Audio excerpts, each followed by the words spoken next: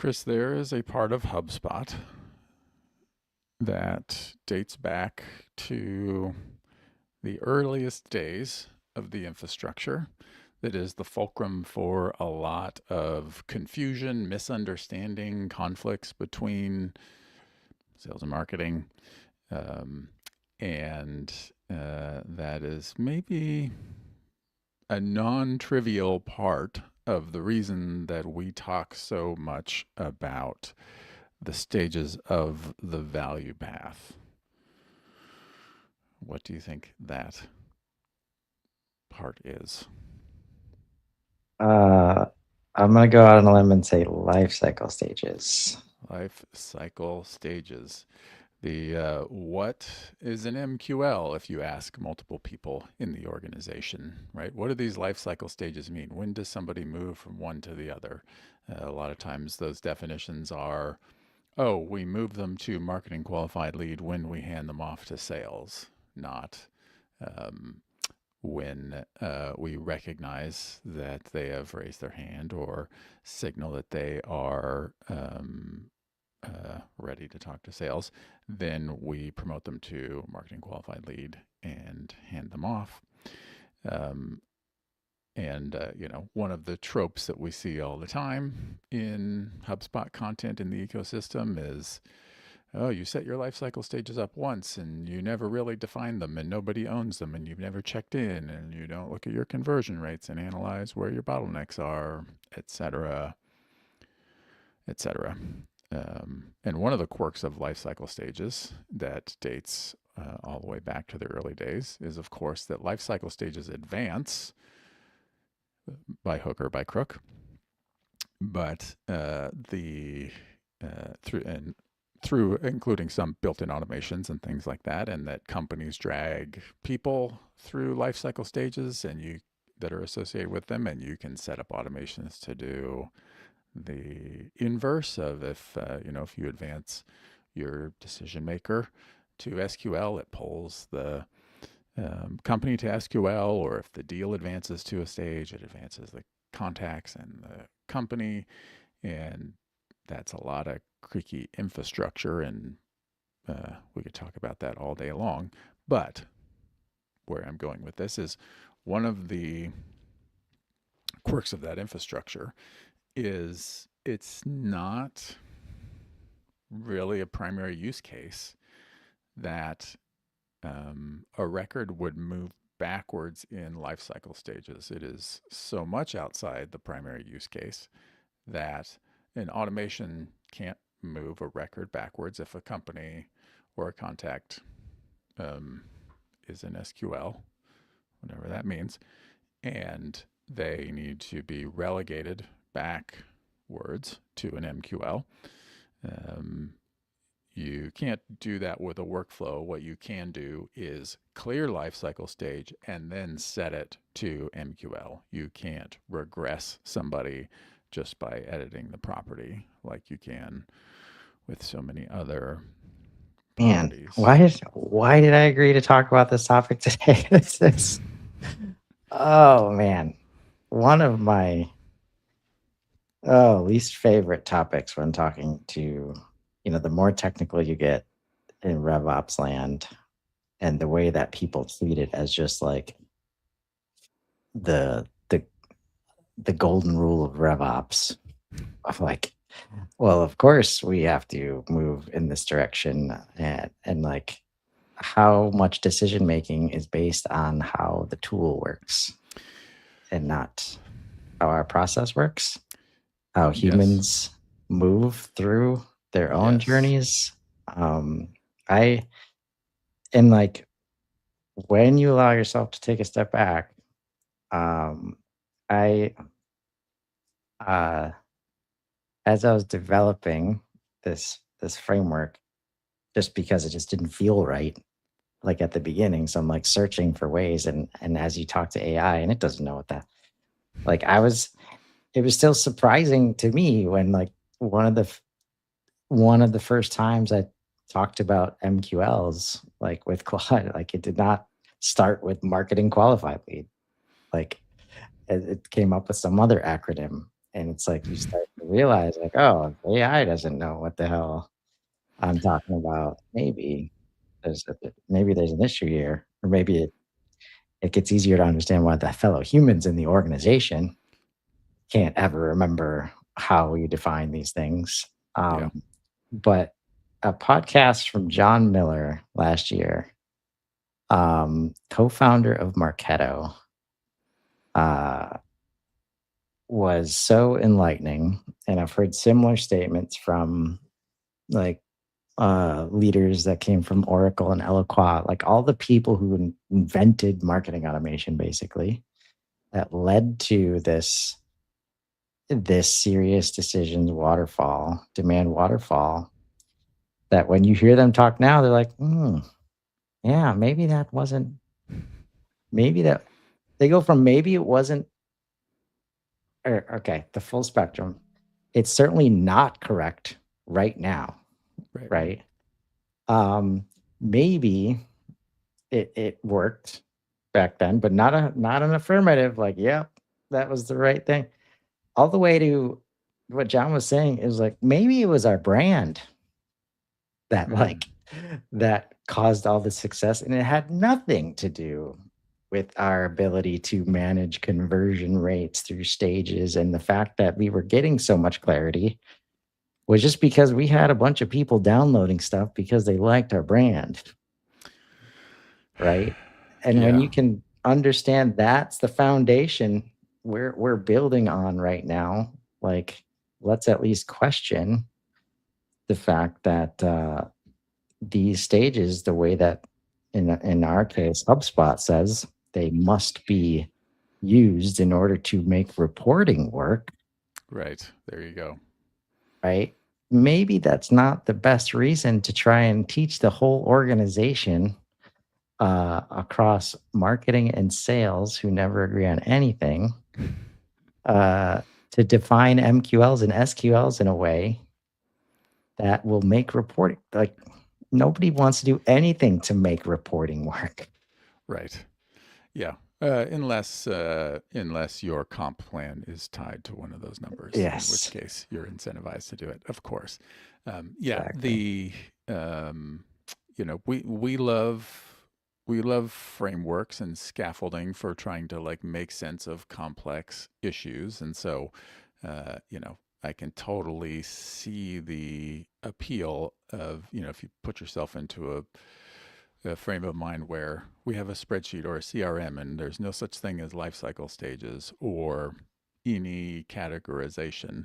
How do we figure out what buckets these people fit in? Or should we just, when a name comes in, should we pick up a phone and call them immediately? Or is there some distinction between the activities and what those signal about where they are in their journey?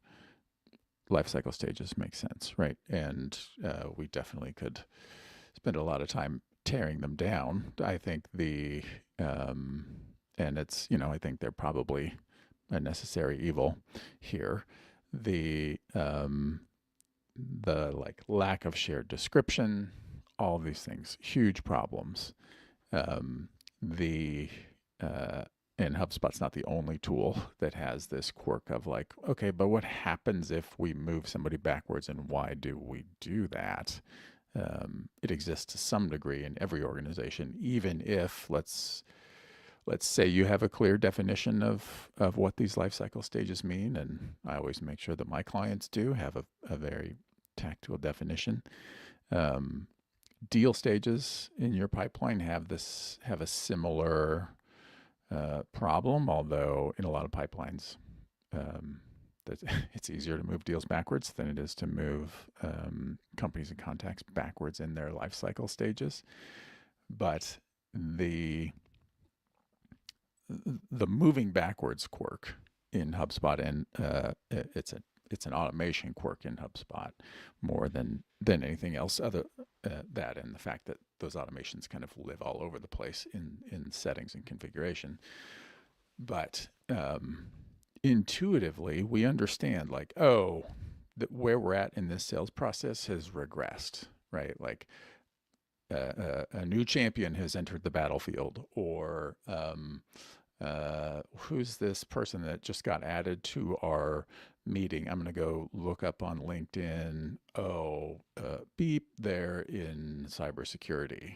That means we're going to have some kind of like review here. And the champion and the economic decision maker had both committed to end of month, and that's tomorrow. And now cybersecurity is being brought in. I thought we talked about that before, right? That deal has gone backwards, right, in this Yeah. process. And like the moment that you involve a second human It's a lot or more a complicated. or a second opportunity or deal, Hmm. all of a sudden the one-to-one assignment of a life cycle stage like Yes. breaks, like it just Yep. breaks in half, right? Yes. And the and life cycle stages and deal stages at their best do support effective reporting, and they are clear gates, right? In deal stages, usually companies are better at this with deal stages, right? They advance from stage, they can exit stage two and advance to stage three when checklist item one, two, three, four exists, right? And that's to define and protect your process so you're not generating quotes for folks that are 6 months from buying and haven't even completed discovery, et cetera, et cetera. Um, those stages, I think, when you use life cycle stages, when you use deal stages, if they are tangible things that you can check off a list, those work well for reporting, for process compliance, for coaching. But the reason that we talk about the stages of the value path is that having things that you check off the list that say this deal is advanced to from stage two to three, or even if you have well-defined MQL and SQL criteria, this contact or this company is advancing from lead to MQL because the following have happened. These parameters have been met, and so it triggers an automation. Or their deal score, or excuse me, their lead score has reached a certain threshold, triggers an advancement to MQL, and automations kick off. If you have all of that stuff tight as nails based on your actual sales process, derived from data that you know about your customer, that still breaks down as soon as humans are engaged in a decision making process here on the customer side, because a person is not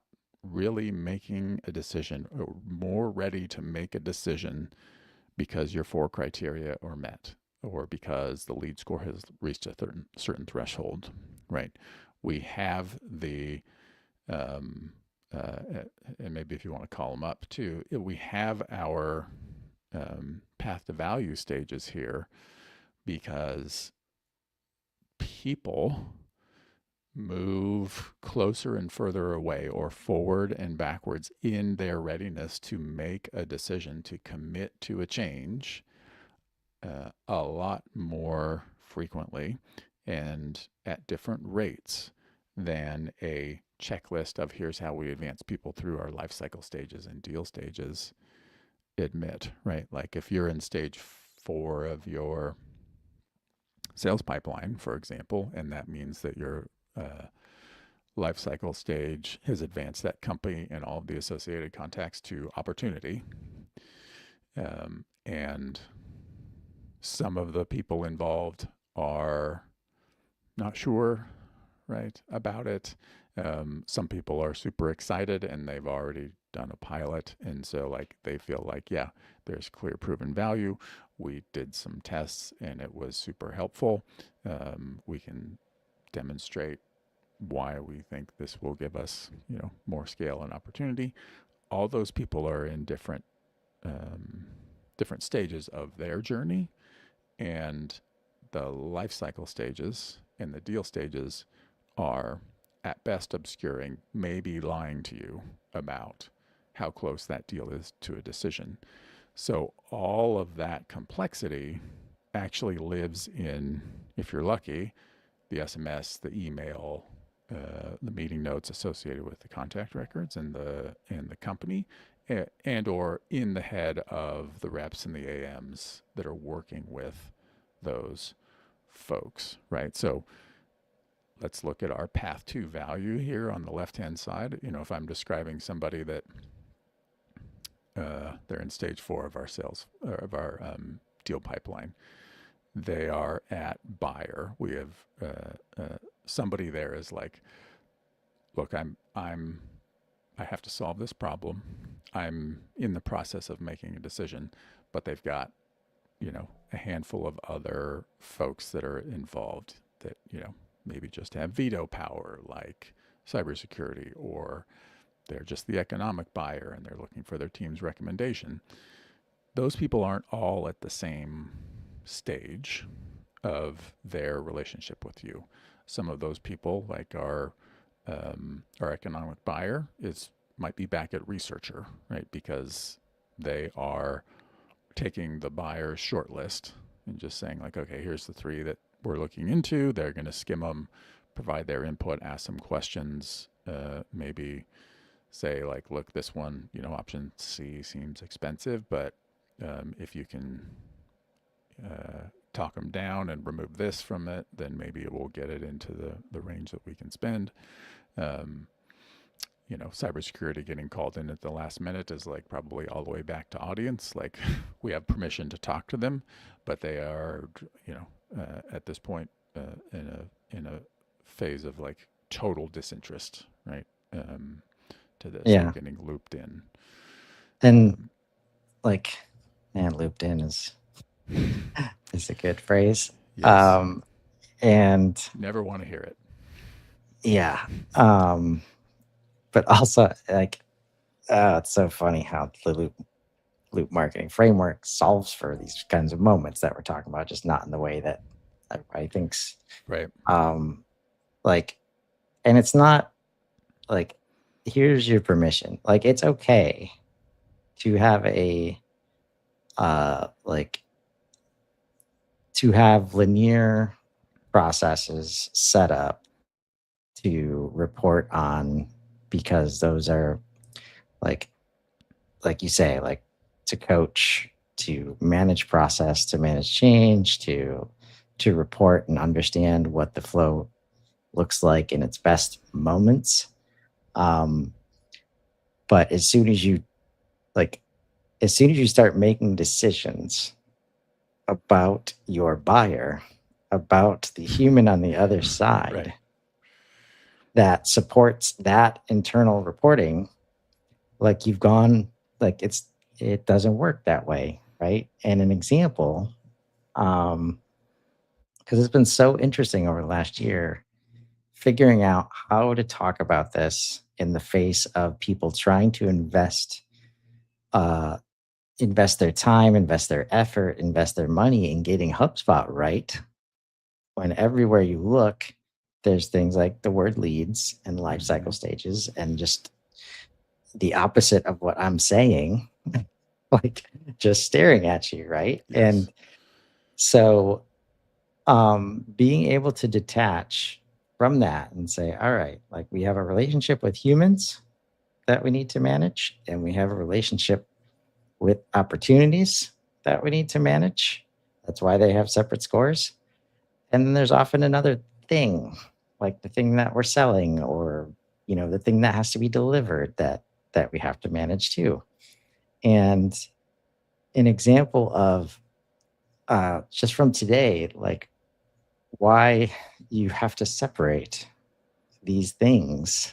And when you do, it becomes very powerful and, like, harkens back to, like, should say I had a good example of somebody, we're going live this week, like, full, like, ERP light HubSpot, basically, right? And Congratulations. thank you. It's very exciting, and I'm learning so much, and it's giving me a chance to prove that all these ideas work. And now it's about, how to Yeah. tell everybody else, which is, I guess, why we're here right now.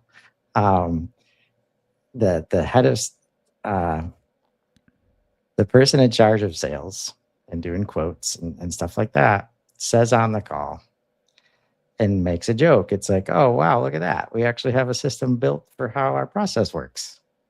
Right. And we were talking about, like, invoicing, and it's like so easy, right? Because we spent a lot of time getting the data model right, Mm-hmm. listening, uh, And so, and he was mentioning that he was about to go talk to like the leadership team about something, right?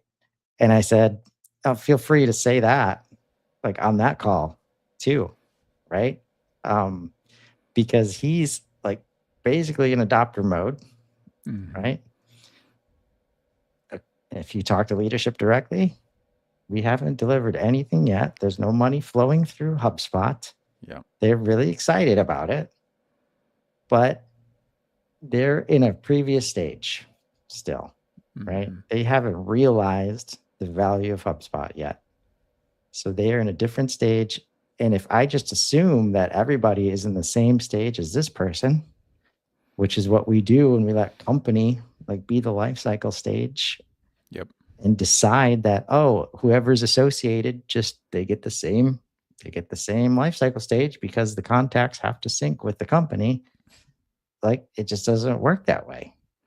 And if we don't do all of our content talking through this and we don't understand that people, like all the humans involved, are going to be at a different stage of the journey, I don't feel the need to say that on the call and say, hey, go tell this other person too. But Right. because I did, he did it. And then I hear about it after the call from somebody else. And it's like, man, he was really liking our system. Now It's like, that is a win. nailed it. Yeah. Yes. Yes. Yeah. Yeah. And I mean, fortunately, we're not talking in that scenario about anybody moving backwards, but, we can use that as an illustration, right? Like that stakeholder is an adopter, right? And um, the strategic goal for that engagement is, of course, roll out the solution, get all of your users fully versed in the value creator stage. They are understanding how to use it. That is making their life easier. They are delivering value for their customers and their organization by using the system, advance them to adopter. You want to get your champion there into advocate, which it sounds like, is they're on the cusp of tipping over and eventually to champion. Um, but if in the hypothetical scenario where you get thrown a curveball, the system breaks down, or they're like, oh, this is fantastic. We just made the decision to completely reorganize our revenue model. So we have to change everything about that system that we just spent months implementing.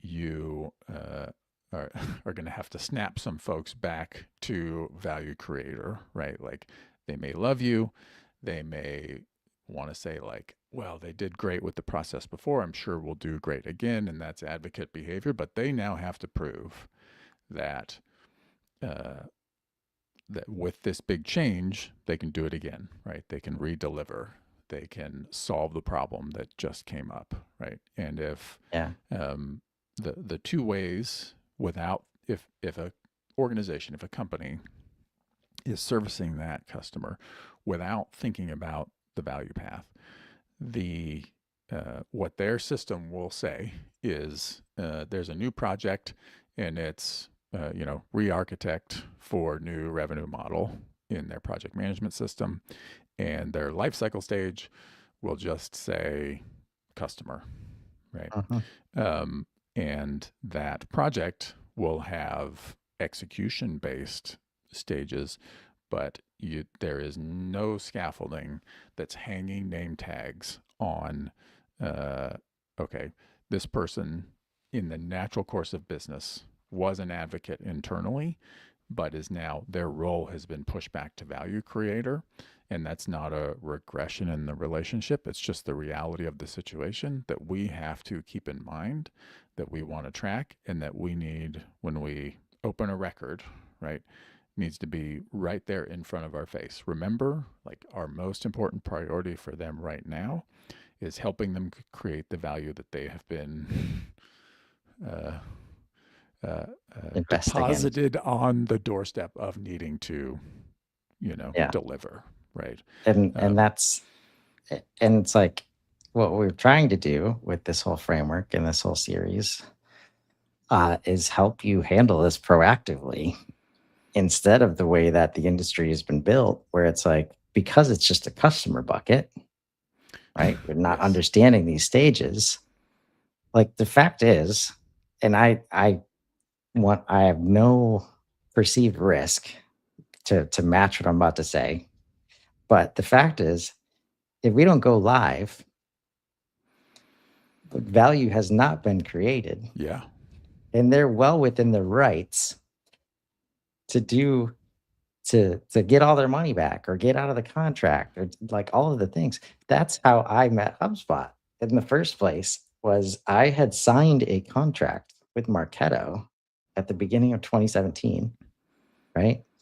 And I had 30 days, right? But that was like $10,000 like in the bucket, right? And they within 15 days, I couldn't get into like they couldn't give me admin rights to manage my own system. And it was some third party, like classic, just Hmm. making now that I look back, making assumptions that I'm contracted, I'm bought in, like they're gonna, whatever happens, happens. They've got the money. And day 27, you know, HubSpot gives me a call because I was looking at the pricing page and I said, you know what? Yeah, this sounds way better. Like I've enjoyed the experience over here and I haven't felt any value over here.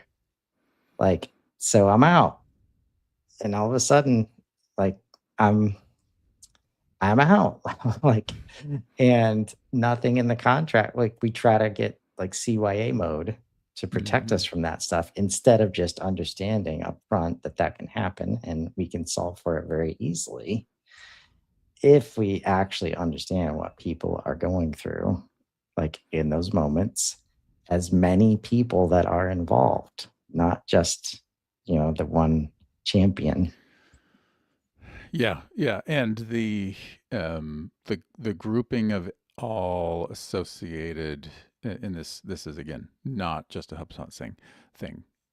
The default system assumption governed by the very fair desire to have good, clean data of a company is at a certain life cycle stage. They're not a customer yet. All of the associated contacts should be, unless barring that we're talking about divisions or something like that, um, does not give us the visibility into the complex nature of managing those the progress of the various stakeholders, right? Being able to see, hold on, we were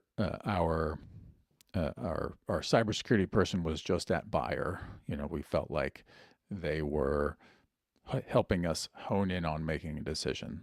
We had checked off the list. They had said like, yes, you meet all of these criteria, and then we just got on a call, and they had a whole new questionnaire about an entirely different part of their system or process that has nothing to do with anything that we've talked about before.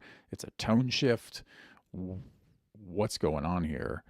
Um, you can you can try to handle that relationally and email back and forth and blah blah blah, all that stuff. That's how that sales process happens right now. If you aren't thinking about these relationships that way, intuitively, the rep or the account manager is going to know like, okay, we this is now the likelihood that I'm going to have to put this deal at risk just went up a lot, and they're going to attack that problem. How do we see that? How do we understand it? How do we retroactively look at patterns where that happened to be able to identify those things in the data? The answer is we need a way to say this stakeholder in this decision was at buyer and just regressed to research, right? And visibility on the record also in the moment will help with that. And AI tooling can help extract that information and nudge or prompt or do some of that automatically for you. Suggest like, hey, the notes on the call can say, that seemed like a problem. Dig into this. Do you want me to go ahead and regress them to researcher for you, or you should do it, right? Getting the system's help to call those things out, to recognize them and to act on them, and to then equip you, right, to do those things. that's what we are talking about here, right? Like there's no framework if you're just thinking about life cycle stages or, heaven forbid, lead status or and deal pipeline stages to think about that, right? There's just like, oh, well, it feels like they're further away or they're not as committed, and I'm not sure I'll change my, I want to change the forecast category, but but all I have is an very valuable but intuitive understanding of like, okay, this decision seems like it's not going the way it should. Yeah. And like you mentioned there wanting to see what's happening. Like that so often is the ask. And then we turn it into this other stuff like, oh, I need attribution. I need funnel reporting. Like, and in order to make the C work, we manufacture decisions to make the reporting work. And it's, and when you hear people talk about it, especially if they're not from RevOps, they don't even agree with why they have to do it, For right? sure. Like they know it doesn't make sense.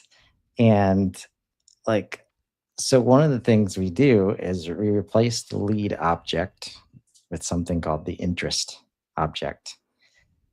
And we talk about like, you're trying to identify interest. Like, is this person interested in this thing? And then get to the point of readiness. Like, once Mm-hmm. there's readiness, then it starts to transition into a deal or an opportunity. Um, but it's their call, not ours. Like something that they've done has indicated readiness, and it's a hand raise if everything's going well, and it's that easy to do. But to talk people through this and say, well, when do we close the interest? Like when do we get when does that close? Like it's like it, my interest doesn't close. It might wane, but if it's like $1 million house, right? My buying process might be 2 years long. Mm-hmm.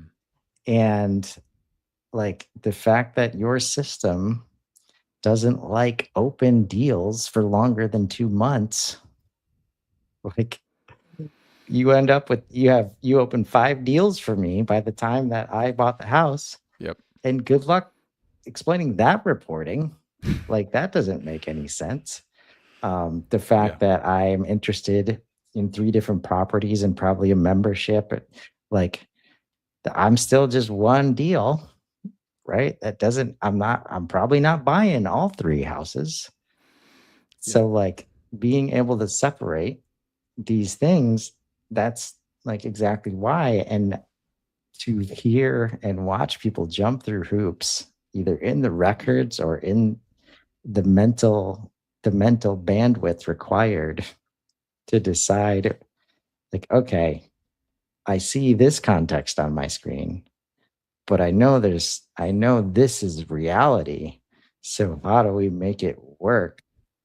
Like so much energy goes into that, Yeah. And that's, I right? mean, not to always bring it back to this, that's why shadow CRMs like spreadsheets or contact lists in your phone or WhatsApp or whatever, replace those things, because particularly in the scenarios you described, like long sales cycles, it's like there's a the how do we enable, how does our system reflect our business, as you described in the project that you're launching this week. The like, I need a personal touch point with somebody multiple times over 2 years, and I have 50 of those happening, but a deal doesn't make sense, right? The answer ends up being, it's in my head, it's in the notes app on my phone, it's in a spreadsheet. I roll my own with Notion or Claude, or I do it entirely intuitively, right? Which means I'm leaving opportunity on the table, that kind of thing, right? Yeah. Um, And how many like so many sales teams, like, this is exactly why they do not put anything in the system until they get to send a quote. Yeah. So any reporting, and so what do you hear from RevOps? It's like, well, it can't start in that stage. So we got to Yeah. start it at lead or at qualification and then force it through all these. That's not what happened at all, Yeah. right? And like, so how do you even make sense of the sales? What, like, all of your calculations, the reason that you're doing that, like, good luck explaining that, right? And you can't. And I mean, that I'll never forget, like, when I realized early on as I became a consultant, right? And I started talking to HubSpot about my deals, right? That were all from like manufacturing and industrial. And the moment they said, they acted like it couldn't be open longer than 2 months, I was out. Like, all right, that makes zero sense. Like, I know they're not buying. I can't control when they pull the trigger, Right. but it's still an opportunity. Right. And they're still interested and they still gave me all the other signals. But I know decision making sucks or the budget, they're not like, until unless there's great pain and they can't invoice all of a sudden, or it's the end of the year and they got to spend budget, Yeah. or countless other reasons, they're not deciding within 2 months. Like, it's not happening. But I have a relationship where I trust them when they say, when they do make the decision, they are coming here.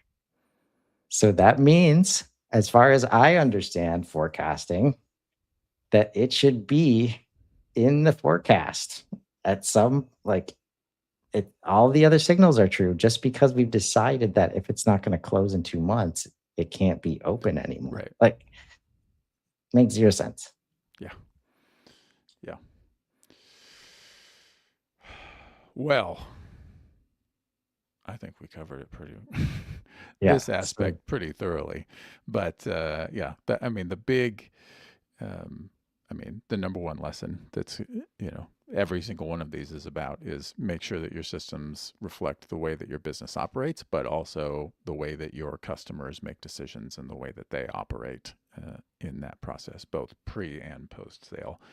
But the specific lesson here is folks move backward in their decision making, and life cycle stages inherently don't account for that. Maybe you can define them so they do, but if somebody has been qualified by sales and they aren't exiting the pipeline entirely, you need to have a way to indicate that stakeholders, decision makers on that opportunity advance and regress in their, we would say, value path to align with when that company is ready to make a purchase. And so you need that visibility and you need the tooling to track and recognize that and to be able to respond to it.